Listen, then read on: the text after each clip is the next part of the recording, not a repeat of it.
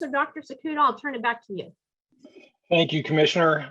And thank you, Christine. That was a really interesting conversation. And actually, I've written down a question for our next panel based on some of the stuff there to put some of our commissioners and consumer advocates in the hot seat with some of the stuff you talked about. So we do now turn to our Crystal Award presentation, which is a special treat. Being relatively new to FRI, the Crystal Award was one of the first things on our plate when I stepped into this role.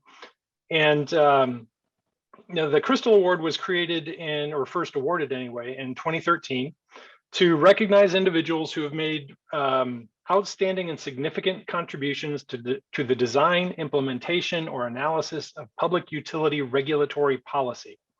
And over those years, we have recognized a wide variety of individuals with a variety of background. I'm really happy to say that we have 3 previous Crystal Award winners who are registered to be here today, and I've seen a couple of them with us already. Rob Powelson, who's on the program, it was one of our Crystal Award winners. Phil Muller from EEI and Ralph Kavanaugh, both were previous Crystal Award winners. So we're thankful for them being here today and for Rob participating in the program. We solicit nominations in January, February, and we accept those from whomever. We received some really great nominations this year. And there was one individual who just really stuck out, and having had the chance now to get to know this person a little bit in the last few months, I am just delighted that we have this opportunity. But for a number of reasons, I think the best way to handle this introduction and the award presentation is to allow our good friend David Springy to handle the honors. So I'm going to turn it over to David to introduce our awardee this year, and then to have some interesting conversation between David and our awardee. So David, floor is yours. All right, thank you, Mike. I couldn't be more pleased to get to present the 2021 Crystal Award to David Owens, a good friend and certainly a well-deserving recipient. The Crystal Award is meant to recognize individuals that have really impacted our regulatory sphere. And I wanted to speak for a few minutes about David and give some, I guess, background and input into why I think he is such an exceptional recipient for this particular award. Now, I will say that some of you may not know David. Some of you may be newer to the regulatory arena. So I want to give you a little bit of background and a little bit of context here. First, if you're newer to sort of the regulatory process, the regulatory arena, I'm sure that you've been to a number of really wonderful dialogues and presentations. I think FRI is one of our premier industry dialogues and get-togethers where we really get very almost formulaically consumer advocates, utility regulators, and industry into a seat to have a dialogue. Historically, at least in the recent history, there's always been that combination of people on the panels. And you probably see it in some of the other industry dialogues that we have. I know that also the Critical Consumer Issues Forum, I know a number of you have participated in that. We do that every year. It is a spectacular dialogue that puts all of the relevant voices in a room to have conversations. What you probably don't recognize if you're a little newer to this process is that it really wasn't always that way. In fact, if you've been around for kind of a long time, like myself and probably a few of you out there, you know that it really was never a dialogue like that. Historically, even FRI, which is almost 40 years old, for a long period of time was really just a lot of analysts trying to speak only to commissioners to convince them of their way of doing things. In the early 2000s, there was a change. And the point of change was David Owens. David Owens, I won't go through his whole bio, but he spent a long and distinguished career at EEI, the industry. In the early 2000s, David was the person that said, we have to do things differently. We have hard subjects. We need to understand the other side. We want an opportunity to explain our side. We can't keep arguing past each other. We must have conversations with each other.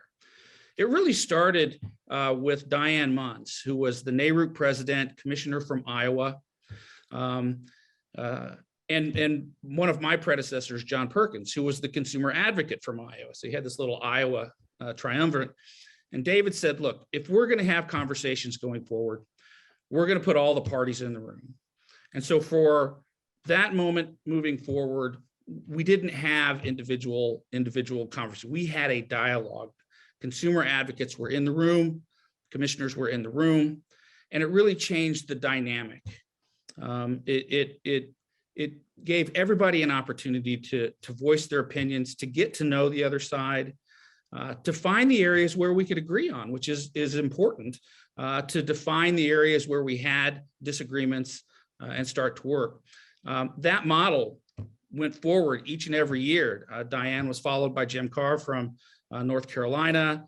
Marcia Smith in Idaho followed, Fred Butler in Jersey followed, and I was the one that followed John Perkins into the presidency of NSUCA. And so I got sort of put on the road. There's sort of a funny running joke that Becky Knox, who worked for EEI at the time, was really just my travel agent, because she would call me every week and tell me where I was going to be on a panel, to be in a dialogue, to be in a room.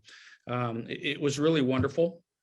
I will say that I'm certain, and we'll ask David, but I'm certain at some point in this process, some of David's bosses called him up and said, what have you done to us?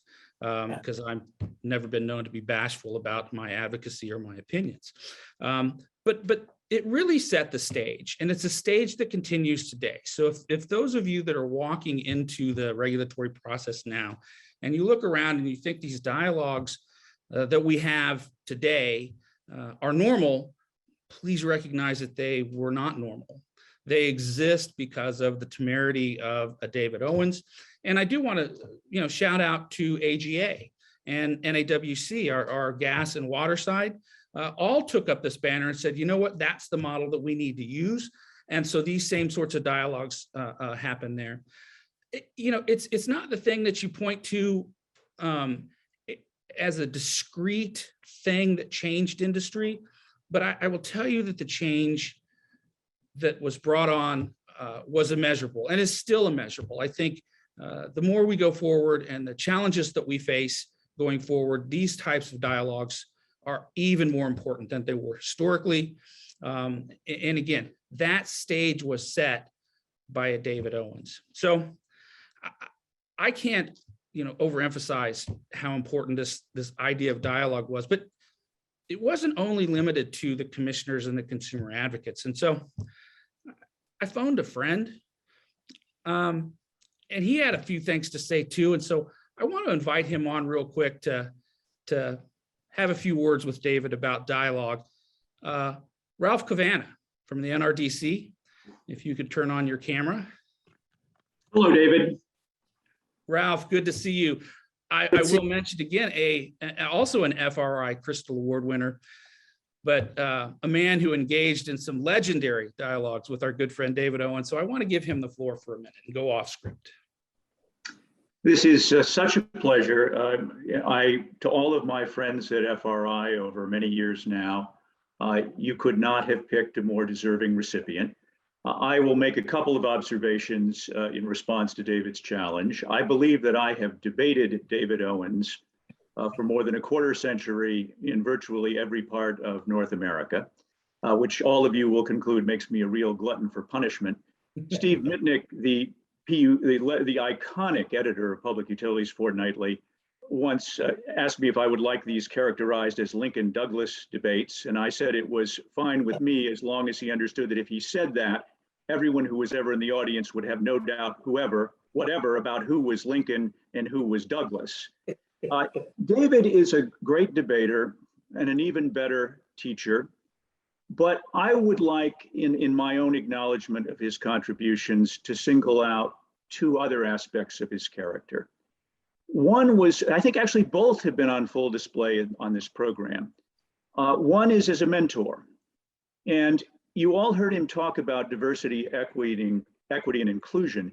Many of you know that David is much more than an advocate. He is perhaps the most skilled and effective practitioner in the entire electricity sector. Over his extended career, the number of people he has mentored, not just in terms of helping them take advantage of an opportunity, but then sticking around to help make sure they succeeded. It's a group that includes many in this audience and many more across the continent. And at some point, it would be fun to gather them all in an amphitheater and simply cheer for a few minutes. The other aspect of David's character that keeps becoming clearer and clearer to me came through, the moment at which came through most powerfully, I think, today was when I heard former Commissioner Powelson talk about the way that the utility sector has become an essential clean energy partner, a critical part of the decarbonization process, without compulsion, but because of a collective understanding that this was in the best interests of customers and the broader public interest. And I think that although many of you are a critical part of this, that history will record that the person who contributed more than anyone else to an extraordinary transformation, because no one would have predicted that necessarily back in the adversarial chaos of the 70s and 80s, which is when I and some of you got started, when Springy got started. David is a big part of that. And David Springy talked in part about all of the many ways in which he's brought that about. But I think that's a legacy collectively of which he and all of us can be proud. And David Springy, I'll turn it back over to you to bring us home. All right. Thank you, Ralph. Always eloquent. And I have to tell you, if you missed the Lincoln Douglas debates, they were spectacular. But again, I think it speaks again to David Owens's vision of engaging and discussing and identifying and working towards solutions and building the relationships that really it takes to get past the hard parts of the discussion. You know, sometimes. And two other things, David. The ability to listen to your adversaries, to understand their interests, and then to figure out a path forward together, which is so rare in an adversarial world, and he's got a gift for it.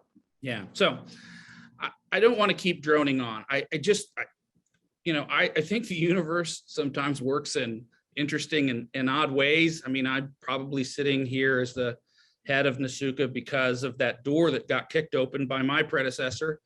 That emphasis of David, those dialogues, and I know many of you in the audience because of my travels and my speaking, my good friend Ralph too, along the way met.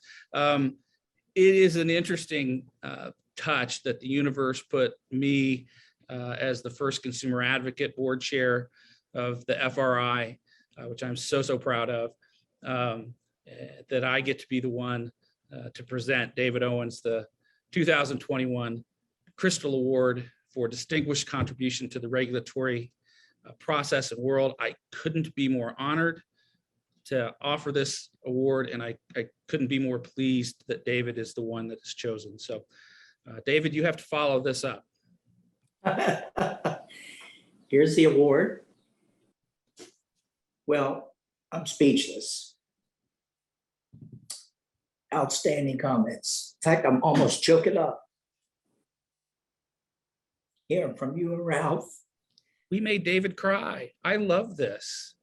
I love this. You are such a human. I love it. Give me a moment.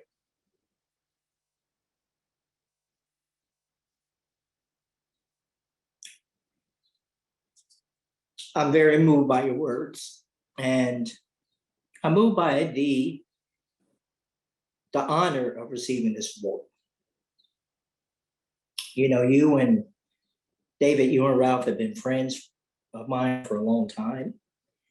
And people ask me many times, what drives me? First, my faith, my love for my family, and friends like you. The love for the work that I've been able to do, and my strong commitment to the industry. I want to make things better. And I'm a strong believer that if you sit people in a room together and you listen well, you'll understand why they take a different viewpoint than you do. You can learn something. And you can chart a pathway forward. I prefer that over litigation, over confrontation. That's kind of my DNA. I got that DNA from my grandma. She's a great listener, tremendous wisdom. She would always say that to me. My middle name is Kenneth. Kenny, you gotta listen. I'm also a believer that you have to give back. Give back also means to acknowledging the contributions of others. And that's what I've tried to do. I was lucky because I worked for a guy named Tom Q, who gave me a lot of latitude to do some things very, very differently. Tom was a tremendous, and continues to be, a tremendous supporter of mine. And then people like Ralph Cavanna, who I've known for many years, and you, David, who I've known for many years as well. You were all also very positive critics. You would tell me when I was going off the rail. You would tell me when things were not appropriate. And I think that also helped to contribute where I am. Where I am today, and this is why this award is so important to me. Everybody listening, this is an award about collaboration. This is an award about bringing people together to have differing views. This is an award that acknowledges that there are a broad array of issues. And if you listen well, you can come to some agreement. And at the same time, you can focus out those areas where you have differences and really concentrate on those areas where you have differences and seek to provide solutions. So the Critical Consumers Information Forum is one dialogue. There are other dialogues that we have with regulators, and David and Ralph have been involved in those dialogues. So I'm a strong believer in that. So this is a tremendously high honor for me. Forgive me if I got a little emotional, because when you hear people talk about you, at first I said, is this David Owens' funeral?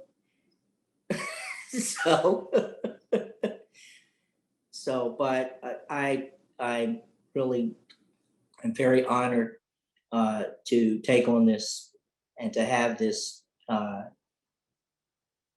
award, the FRI award. I want to say one other thing. Many of you know that I'm doing work in Puerto Rico. And the work in Puerto Rico, I thought I was retired. I'm busier now than what I've ever been. The work in Puerto Rico is really as a result of the devastation from 2 hurricanes and earthquakes. The issues are very difficult. The politics are overwhelming. The different viewpoints are exhaustible for me. But all my views are grounded in achieving a more reliable, more resilient, cleaner, more affordable, and more customer-centric electric system. And I see the light at the end of this tunnel, and that light at the end of the tunnel is only through collaboration. There's no other way that we're going to make these changes in Puerto Rico. So again, thank you for this extremely high honor. Thank you for all those nice words about me. Thank you for all the other members of your committee that nominated me. Again, thank you, and I will never forget this day in my life. David, we're so honored to have you as our guest. I thought it was interesting at the end of the last presentation, the poem, The Bridge Builder. And of course, knowing that we were giving you this award, following up that poem, I tried to read through it really quickly. I wish we could pull it back up really quickly, but it really, I think, spoke to you and the work that you have done in industry, because it really was about building the bridge for the people that followed. And I think that you really have left your impact by providing that bridge. And many of us have had the opportunity to walk over it. Do you have any thoughts on, it seems I feel like we had a lot of dialogues in industry. You put us in a room with the utility. I've been to a number of utility CEOs, just direct one-on-one talking to the CEOs about what needs to happen. But there's so much interconnectivity now between the industries and reliance. The electric doesn't run without the gas, the water doesn't run without the electric. How do we expand and keep the dialogue going now across multiple platforms? How do we accomplish that, Dave? Well, I think that the dialogue that we're having today, this symposium, is a good example of what we need to continue to do in the future. The first panel and even the current speaker, the recent speaker about advanced new nuclear, which I'm a strong proponent of, it was acknowledged that we're in a period of tremendous tension, potential tension. And here I'm just focusing on the regulatory climate. And there's uncertainty. There's also turf grabbing, some would say. I don't agree with that. But we need to get everybody in a room together and across the industries, because what is occurring today, decarbonization isn't just about the electric industry. It isn't about just the gas industry or the water. It's about all industries. And we have a common goal, and decarbonization is a common goal. We also have another common goal. In fact, we have 3 sub-goals. We all want to make sure that whatever we do in the future for our kids and for our grandkids, to have cleaner energy, we want it to be affordable. You can only do that if you work across industries, and you work across those industries to evolve those technologies that are very important. That's why, again, the discussion on advanced new nuclear is very important, because Christine spoke about all industries working together. She didn't focus on a single industry. FRI has a very unique opportunity to expand its symposium, its forums, to increase them in frequency, to link those forums with other forums which exist, in my opinion.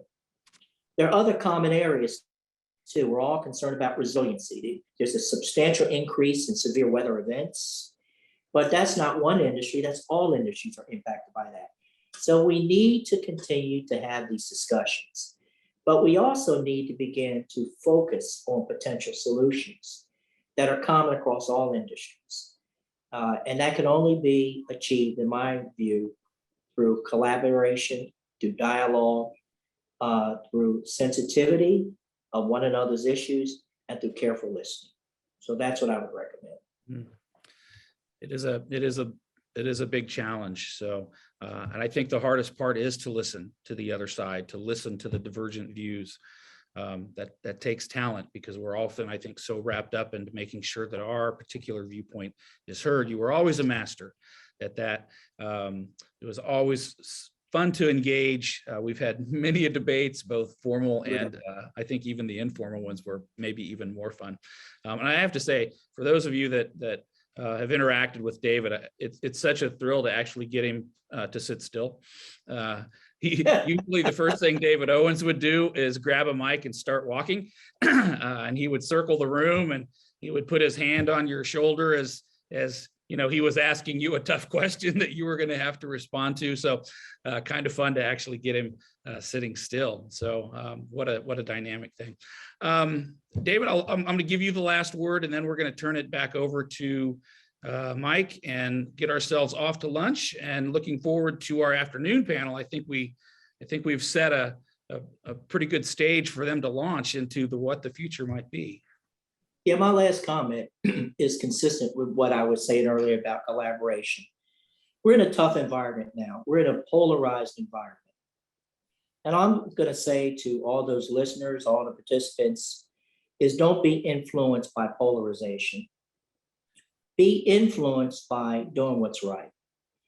Be influenced by making a positive difference in people's lives. To me, that's your legacy. Make a positive difference in people's lives. I don't care if you're a Republican or a Democrat or an independent or so forth. That's irrelevant to me. What's relevant to me is making people's lives better. That's the legacy I want to leave, and I'm sure that's a legacy all of you want to do. Thank you again for this high honor. I really appreciate it, and please forgive me if I got emotional in the beginning, because even though I said I'm not going to get emotional, I got emotional. But thank you again for this outstanding honor. I love that you did, because it just shows you what an amazing human that you are, and where your true priorities lie, and it's with other people. So I think that's wonderful. Mike, I'll turn it back over to you. Thank you, David. Thank you both, and congratulations, David Owens. And again, we are just so thankful we had this opportunity to honor you today. I didn't mention, and David Springy didn't mention, but one of the other things that really stood out about the nomination for David was that it came from 3 different organizations, and as kind of reflected in Dave Springy's curveball here, Ralph Cavanna was one of those from NRDC, Phil Mueller at EEI, and then also AABE, someone with AABE had endorsed the recommendation. So to have that kind of cross-section of individuals, especially with NRDC and EEI, you might normally think of those as being adversarial, and yet, as we heard in Ralph's comments, just words of praise and admiration for David and all the work he's done. Just a little bit of a tip. In the November issue of Public Utilities Fortnightly, there should be published an interview with David Owens that in honor of this award, and you'll learn a little bit more about him even there. I was part of that interview and learned even more than we heard today. So I encourage you to look for that when it comes out, and that'll be, I think you'll find it edifying, and we are certainly glad David was part of our program today. With that, we are going to be on lunch break until 1:30 is when we reconvene. We'll start with our regulator and consumer panel at 1:30, which will be a good time to ask some follow-up questions and see what their reaction was, both to Christine's keynote address as well as our earlier panel. I already have a question, teed up that I'm going to try and get answered by that group and put some of them on the spot. We will have breakout rooms. Sarah will open up the breakout rooms here in a second, and you can visit over the lunch break. You can go and grab something to eat. You can join those. The nice thing about the Zoom meetings is we can eat at our desks or wherever we are and still have conversations and just turn our camera off so that we aren't eating right in front of each other's faces.